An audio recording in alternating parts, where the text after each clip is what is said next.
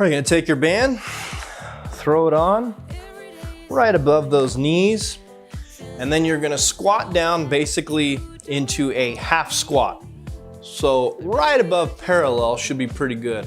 You're gonna take big steps and control your movement. Maintain that low squat position the entire time.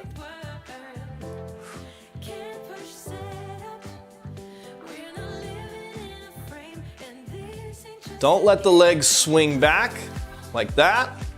You want to maintain that tension. And you don't have to do 2 steps in both directions if you don't want. You can just do 1 and 1 back.